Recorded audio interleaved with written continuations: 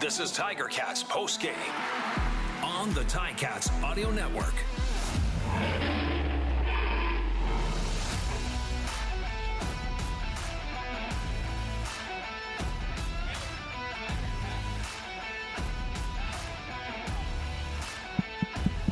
The Hamilton Tiger-Cats get back in the win column with a big 32-3 win over the Ottawa Redblacks. Louie B alongside Andy Fantuz bringing you Hamilton Tiger-Cats post-game right here exclusively on the Ticats Audio Network, ticats.ca, and the Ticats All Access app. Andy, we went into this game saying we wanted to see the Ticats pull out a definitive victory. Something huge, something concrete. I think they answered that right here with a big victory. It was pretty much exactly what we expected, to be honest. Yeah. It wasn't overwhelmingly dominant, even though the score 32-3. It could have been a lot worse, to be honest, with a couple second and third and shorts that weren't converted. But overall, just on all phases of the game, it was really a domination. And it's exactly what we expected, and it's exactly what we got. So it's great to see the Ticats get back on track, have some production on both sides of the ball, and this is a great team win. Yeah, doubling up what the Ottawa Redblacks were able to do on offense. Hamilton finishing the game with 463 yards on offense, holding the Ottawa Redblacks to 234 total net yards. They intercepted the Redblacks quarterbacks 3 times defensively, offensively. Even after losing Braylon Addison, who put up 95 yards in the first 12 minutes of this game, you lose Braylon Addison to a hamstring injury. That doesn't matter. Jeremiah Masoli knows his receivers, and just, you know, I love Jeremiah Masoli. I like both the quarterbacks, obviously, you know, but it was just so nice to see Jeremiah Masoli have a game like this. Didn't silence his critics 100%, because there are still people who are going to be on social media today who are going to say, oh, it was against the Redblacks. But Jeremiah Masoli was the best player on the field for the Hamilton Tiger-Cats, as we've come to expect when it comes to number 8. He certainly was. He was decisive, he was accurate, and he was confident. And he demanded the leadership amongst his team, and you could see him. You could see him drive after drive going out there and really establishing himself in that role. And he was crisp, cool, and collected, and got the job done. It wasn't until in the fourth quarter where he had 3 incompletions on a drive. Before that, he was 1 incompletion for the whole game, over 300 yards passing.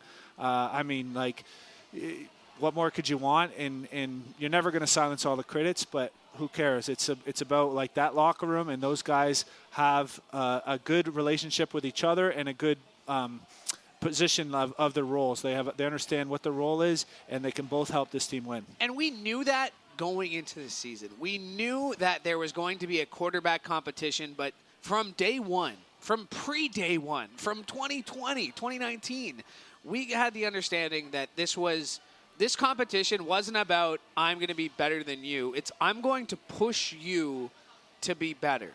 And I feel like with Dane Evans coming into the game, and I was surprised to see him as a short yardage quarterback today, not going to lie, but I guess when you lose 3 out of the 4 of your running backs you have in your starting lineup, it's going to happen. But it's just, when you look at what Masoli has done for this team, for him, weight off your shoulders to get the first win of the season. You know, now he moves to 1-4 as a starter, but they don't care about that. The Ticats won this game.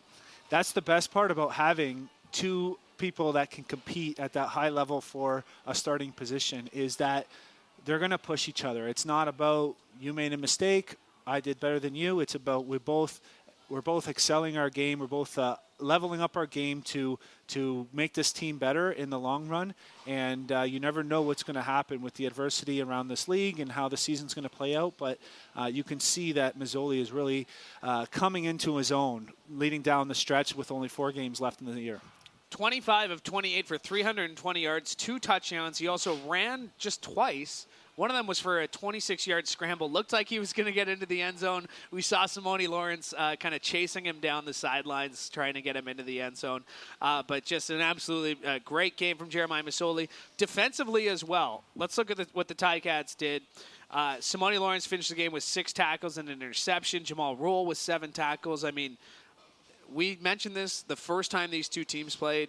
the Ticats defense wasn't giving the Redblacks receivers anything outside of a couple of really good catches and, to be fair, a couple of really well-placed footballs that only the Redblacks receivers were able to catch.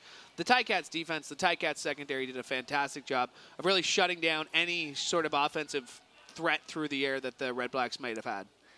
Yeah, you could see Mazzoli really wanted that touchdown on that scramble near the end of the game there, and so did the whole sideline. But you said it about the defense, and it wasn't just the shut down all game. Like, they made big plays when they really needed to. There was a timeout in the fourth quarter. You could see the players just getting the crowd going crazy. It was contagious around the whole stadium. What happens the very next play? Yeah. Interception. And coming out in the third quarter when it was, it could have still the game could have went either way. Desmond Lawrence with that huge pick down to the 4-yard line, and then they complete the pass the very next play to Dunbar Jr. on the slant pass. Those big plays in the key moments when it really mattered most, it was crucial. All right, we got a couple of things coming up for you. We'll let you know that we'll get exclusive access to the coaching room when we are joined by Coach O. We'll get a player interview. We'll name our performer of the game. We'll have a Tiger-Cats Postgame Roundtable coming up with Courtney Stephen and Luke Tasker, and maybe Adrian Tracy, because I see a number 5 jersey walking around the halls here in the 4th floor of Tim Hortons Field. So who knows? Maybe a special appearance from Adrian Tracy, if we can talk him into it. A soon-to-be daddy, by the way, in Adrian Tracy. We'll also revisit your car start keys to victory. But what impressed you most about what we saw tonight, Andy? I think it was the complete game. It was 4 quarters of Ticat football, and they didn't adjust to what the Redblacks are doing. They continue to play their game. They continue to put the pressure on defensively, get those big interceptions in key moments, continue to force Caleb to make those, like you said, those excellent throws under pressure and great catches. That's really the only thing the Redblacks could do offensively. And then on the offensive side of the ball, even when they're up by 20 points, they're still getting big chunks of yards. They're still doing the reverse sweeps, the play action, the screens. Like, they really just kept the pedal to the metal, and that's what I love to see. And it wasn't about making a statement to the Redblacks or anything like that. It was just about, okay, let's just prove even to ourselves, to our fans, that this is Ticat football. This is how we operate, and we're going to continue to dominate. And I hopped up to the press box in the second half there, and it was 18-3, and there was kind of the ongoing joke in the press box was, okay, we've seen this before, and it was something you and I even mentioned, at the half, was that this game felt very familiar.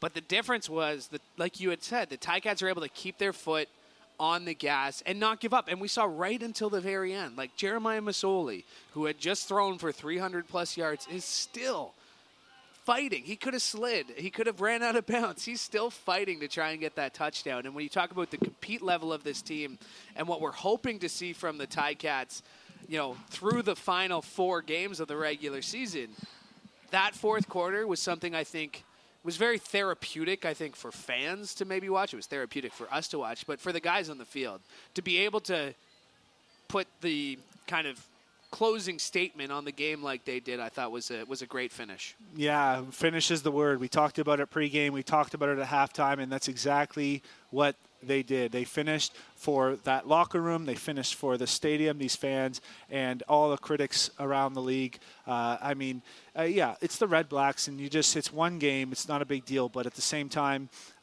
they had 2 excellent games before this, and 3 quarters of excellent games, I guess you could say. Yep. And today they put it all together for 4 quarters, and that's exactly what they needed. And therapeutic is actually a great word. So I'm glad you think. Thank you. Yeah. The Redblacks are a team in the Canadian Football League. They play the same way. Coach O has said this. Every team prepares to win. 50% of the teams lose. I have to imagine in that locker room, nobody is shrugging their shoulders saying, well, it was just the Redblacks. They're 2-9 now. That's not the way to think. It was a win. The Ticats moved to 5-5, and like you and I were talking before the end of the game there, you look at the schedule, you look at the rest of the way, they control their own destiny. The Tiger-Cats control their own destiny at this point. When you look at their final 4 games, they got the Elks, again, a game that like this one. They look into it like they should expect to win. Then they have the BC Lions here. That's always a tough trip coming from BC to Hamilton. Argos and Saskatchewan. You and I say they have the tiebreaker against the Argos. If they can pick up that victory against Toronto, we are talking about a team that has a very good chance of winning the East Division. And if they play like they did tonight, I think, based on last night's game, people are going to think that Montreal's the favorite in the East. But if the Ticats can play like this the next 4 games, then I wouldn't want to face them in either the East Final or the East Semis. Well, yeah, exactly. That's where you want to be. They control their own destiny to a certain degree. If the Alouettes can win out, that includes 2 games against the currently 9-1 Blue Bombers, at home and away. If that happens, then the best the Ticats can do is second place. But that's still a home playoff game, and then you'd have to travel to Montreal. But if Alouettes drop one of those, Ticats could run the table here, and you'd be looking at 4 more games, potentially 7 more games, plus this. You win 8 in a row, you're coming back, Grey Cup champions. You're playing 2 games in Tim Hortons Field in Hamilton in the playoffs. You're not traveling anywhere other than the last road game. How big is that? The last road game is in Toronto. That would be the East. That would be kind of week 15. I'm looking at. I don't have the schedule in front of me, but you have the Argos week 15. You got to go to Toronto. That's barely a travel game, but this is kind of the last travel week. How big of an impact is that for a group of players to not have to put that toll on your body? It's not having to leave the stadium. They will have to do it one more time. But how big of an impact is it to have 3 of your 4 final games that you don't have to get on a plane for? Yeah, I think when you're in that moment and you're a player, I don't think you really think about travel as a big deal, but it certainly does. It knocks you out of your routine. It knocks your entire team out of the routine. If you can come like this game tonight, you're going home, and then you can come in on your own time tomorrow and decompress, and then you have your review meeting day on a regular schedule. It does help out a lot. You're not getting on the plane and going through that entire travel day twice. So it does make a difference. And but next week in Edmonton, yeah, they don't have a good record, but it's a big game in Edmonton. Having to go on the road, we'll have it for you here on the Ticats Audio Network. Now, time for exclusive access to the coaching room. Time to check in with Coach O, presented by Access Storage. And Coach O, I'm going to admit, I'm looking at the stats right now, and one that jumps out to me is your red zone conversion. You made it to the red zone 4 times. You converted with 4 touchdowns. I will admit that was a point of emphasis. I noticed that was a point of emphasis at practice this week. How happy are you to see that success rate? Yeah, it was a step that we needed to take. So very, very pleased with that. I mean, we needed to get better in that area, and I thought the staff did an outstanding job of preparing them in, and ultimately it's up to the players to execute. Yeah, when you look at the game as a whole, it seemed like all 3 elements of your game, it seemed like it was the best game we've seen your team play on all 3 sides of the football. Would you agree with that? I honestly don't know. I'm not going to disagree, but I know that I felt like 3 phases did play well. I thought they impacted the football game. And, the most important thing is not to get too caught up in the things that don't matter except for the wins. But definitely proud of the men and the staff for the preparation and execution. Yeah, it's funny you say about the things that don't matter other than the wins, but I'm a guy who always likes the process and likes to see improvement on during a game, and then I think the results come. But we certainly saw that with Mazzoli up until late in the 4th quarter there. He only had 1 incompletion, and the offensive line was playing pretty well to give him enough time to throw on field, but there wasn't much running game going there. Was that by scheme? Is that like what you watched in game film? You thought we're going to be relying on the pass more than the run? Well, each game kind of presents, different things, and it's where you get the football. And then we also, when we're down 2 backs, we were minus Erlington and then minus Malik there. Things kind of changed a little bit. So sometimes I thought Tommy did an awesome job and the staff of altering the game plan. I'm not going to sit here and say that we were planning on only, running the ball however many times we did. I'm sure we were under 15 times or something. But sometimes it happens like that, and there'll be other games where, that's not going to be conducive to giving us the best chance to win. But we were able to execute some quick pass plays, and I thought we mixed it up enough to where it wasn't just drop back pass, meaning 5-step drop. We were able to run some quick game and then a little bit of play action to offset not running the ball as much. Yeah, fair enough. The injuries are always, unforeseen circumstances, and we pray for speedy recoveries for everyone who went down today. I noticed today it was the defense would get the crowd going like crazy during a timeout or something, and then next play it was a big, an interception or a big tackle for a loss. How satisfying is that on the sideline after you could see the energy of the players kind of be contagious into the stands and then result in a positive outcome on the field? Yeah, I think anytime you take the football away, you increase your odds of winning the game. And then obviously it's what the offense did. I thought we played some very nice complementary football there where we got a turnover and we were able to convert it into not just points but touchdowns. So I think it's extremely important that the defense, they had a few things that we were working on there. I thought we still let them off a little bit when they were backed up a couple times, but that's coaching. I know the perfect game hasn't been played, but we're still striving for it. If I had a nickel for every time I've heard you say that one, Coach. How do you keep the momentum going from this win the rest of the way, just even into practice? How do you keep that feeling? Is that something you expect the guys to internally process, or is that something that you kind of and the coaching staff have to kind of pull out to see the performance from today translate to the practice field on either Monday or Tuesday? Well, I learned a long time ago that I'm going to let everybody enjoy the win because winning's not easy, and it has nothing to do with anybody's record or what should happen or what they put together a game plan to beat us. Last time I checked, they didn't have 0 wins. So first thing we're going to do is enjoy it. I don't think that it's completely possible to carry over all your momentum and everything, but what you can carry over is your confidence and stuff into practice and into meetings, and then obviously not be satisfied or complacent. So I'm going to let everybody enjoy this one. Everybody's sore and everybody's tired, and they earned this one. Well said, Coach. We'll let you go. Thank you so much for checking in with us.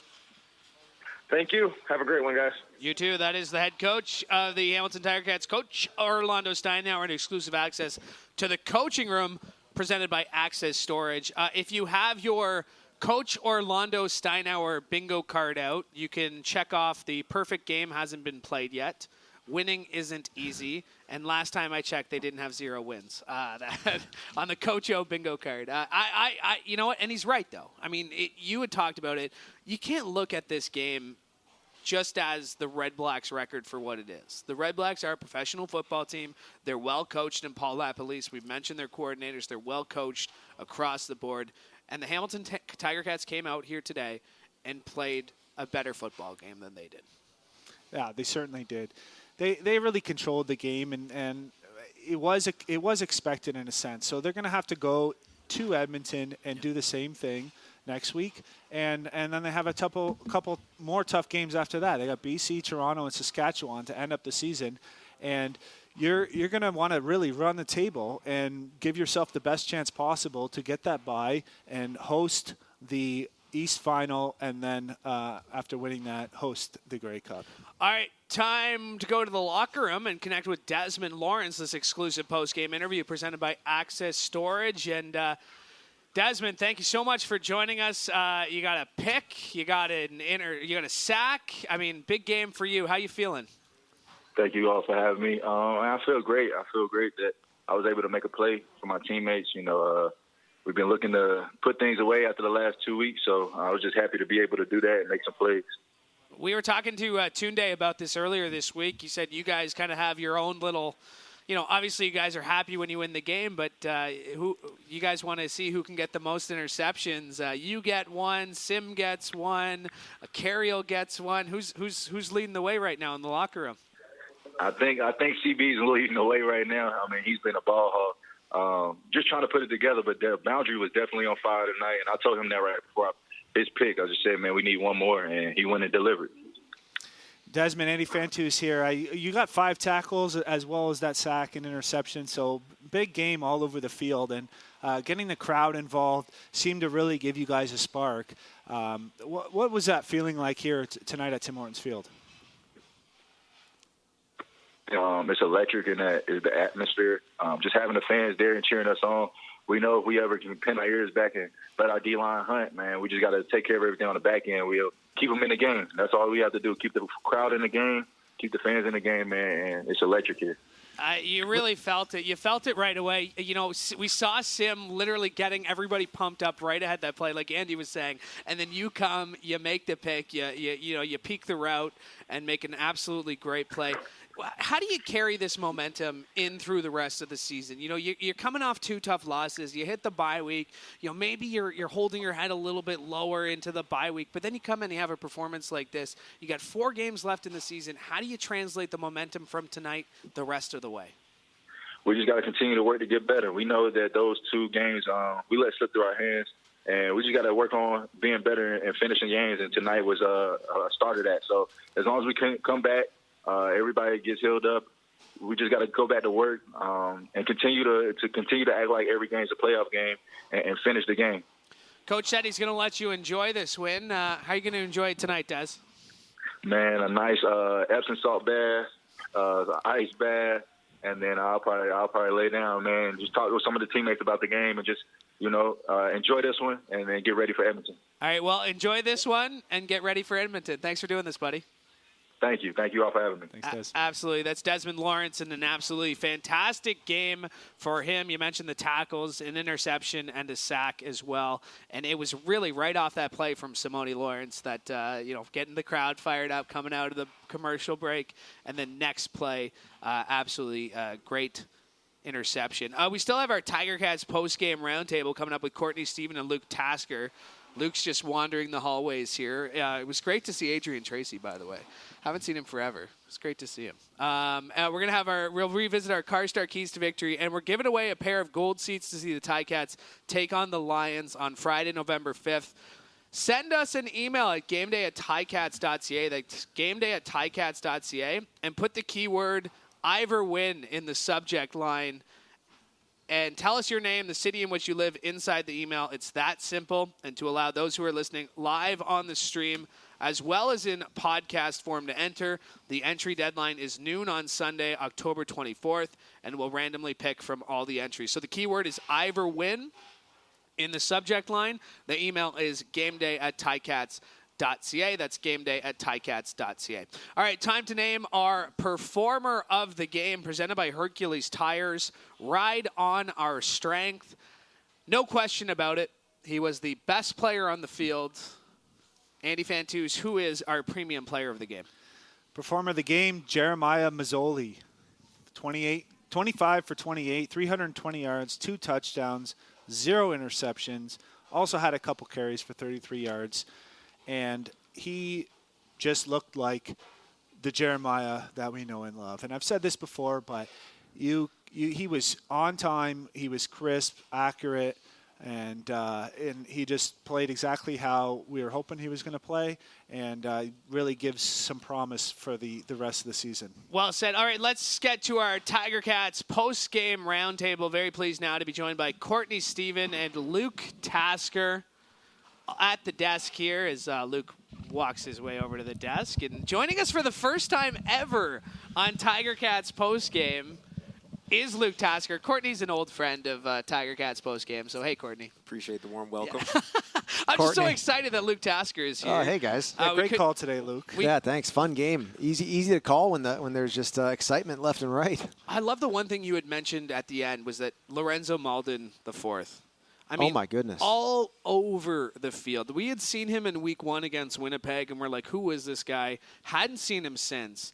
Great performance from him on special teams. That'll probably fly under the radar. Yeah, it was unbelievable. And then he got chances on defense as well to make an impact. But he was the first man down covering the football, and he's a defensive lineman. Yeah. I mean, like, it was unbelievable. And each time he did, there was an explosion at the top of that, 40-yard dash that he ran. So impressive and good for him to come back off of what was a really tough string of injuries for him, and then to, show up tonight in a big way. And Court, for someone who's played a lot of special teams, to see a lineman come into special teams, who was playing a lot, at the line in this game as well, and he was just making plays. He was the first one of the ball. What did you see from him tonight? I'll tell you this much. When you see a big man moving around, it does something to the energy of the sideline, right? Because it's one thing for a guy who's 190 pounds to be hauling down the field, making moves. But when you're a big man and you're making those plays, it makes you get up and think, man, like, we're here tonight. We showed up. We came with our game face on, and it's going to be a problem if you're on the other side. You could see him after that explosion, like you mentioned. He's doing the double flex, and the sideline is going crazy. So I'm so happy you said that. That does something to the energy on the sideline. You're so right. It certainly does. And in the film for when you got to watch that player facing him, you can just hear Jeff Reinbold like calling out the team as to like who's going to take care of this guy this week, and that's not easy to do. That's some energy that carries forward from tonight into next week. If we had told you going into this game, though, that Darius Sirocco would play 6 snaps, Braylon Addison, threw up, still caught 95 yards in 12 minutes that he was out there, but Braylon Addison would be out 3 of 4 quarters. You're down to just one running back, and you lose Malik Iron. Sean Thomas Erlington doesn't play. Like, if we had told you all of that going into this game, Courtney, and then it told you the Ticats won at 32-3, it'd be pretty hard to believe.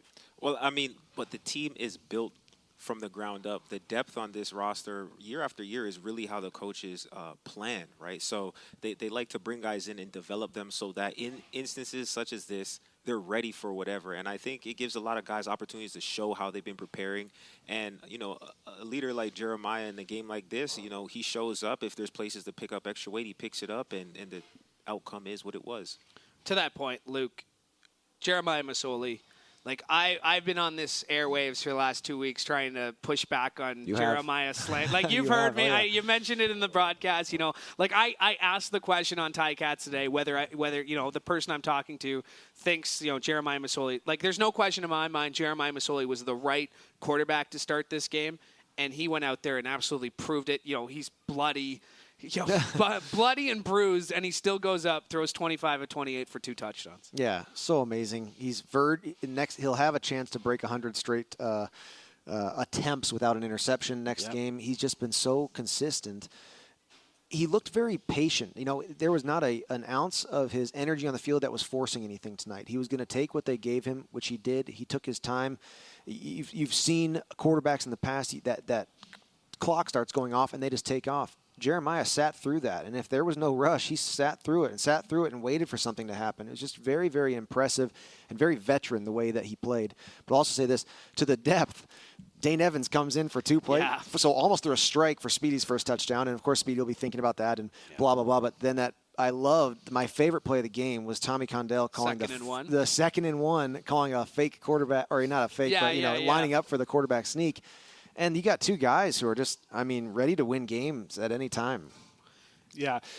With that point, I like how you said that, because great teams are built where you get a player that goes down, it doesn't really affect your results on the field, other than quarterback. But the beauty about this team is that even at that quarterback position, they have that luxury of having, a 1A, 1B kind of roster. So, you mentioned injuries, you mentioned, running backs, linemen, and every team deals with injuries, and it's the great teams, the championship teams that can really not lose that much when a guy goes down, when it's a personnel issue, and it's about the overall team, except for quarterback. So, and I think that's a perfect dress rehearsal for when the games really start to count.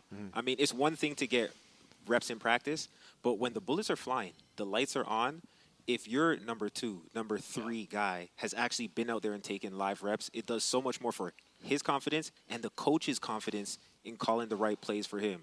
And to be fair, I really like the fact that they went back to him short yardage, right? They tried it on 3rd and 1 in their own zone on the 47. He was, shut down, didn't get it. Right after Darius Sirocco left the game, too. That's by true, the way. yeah. We didn't realize that in the booth yet, but that short yardage try was with a brand new center in the game. Hard to do. Yeah. But again, you still stuck with him, and you still got him down. And to that point, on Jeremiah Masoli, you said, the guy doesn't quit. Guy's a competitor. To the very end, you saw Sim. I don't know if you saw Simone cheering him on through the sidelines to go for that touchdown. You mentioned it. He didn't slide. He wanted that touchdown. Like, Jeremiah Masoli is a warrior in every sense of the word, Luke. Yeah, he is. He's just got the attitude for it. He's built that way. I just love. I think early in his career there was a year where everybody was saying Jeremiah turns the ball over too much. Even on quarterback sneaks, we had some costly turnovers. He's developed and come so long. He's overcome being second string. Start listing the quarterbacks that he's backed up. Jeff it's a Matthews. Long list. Oh, it goes way back. I know Jeff is your friend, but I mean, like, there was a time where he was you looked at Jeff Matthews ahead of Jeremiah Masoli. Exactly, and not to mention Zach, of course, and Hank Burris. I mean, it goes all the way back, and there has always been some critique that people have deferred to with Jeremiah, and he's just kind of got a very, very consistent and solid approach to the game right now, and he has a level of that warrior that is his nature, but also a patience and a taking what they give you mentality as well. Let's recap Andy's keys to victory here. Car Start keys to victory. Number 1, what'd you have for us, Andy? Number 1 was control the line of scrimmage, and I'm going to give them the thumbs up on this. I thought it wasn't as impressive as I wanted in the first half, but you could see by the end of the game when they were bringing pressure and forcing Caleb to throw those uneasy under pressure throws that resulted in interceptions. That's a big check mark for me. And then being able to finish on the offensive side and punch the ball in the end zone twice on short yardage, one in the fourth quarter, that's going to be a check mark for me. Yeah, Courtney, it seemed like the Redblacks were, they did temper their game plan. They were getting the ball out of Caleb Evans' hand, but the Ticats did a good job of meeting the receivers right away. Man, you have such a weapon on the defense, and he doesn't say much in real life. He doesn't make too many of the headlines, but Cariel Brooks. Yeah. Can we CB. please give him his flowers? This guy is leading the CFL in interceptions. Yeah. He doesn't get tackles because his receivers don't catch the ball. Yeah. And, I mean, if you have him on your roster, he's a guy you can say, hey, look, Brooks, you got the toughest assignment this week covering the star in the boundary on the waggle.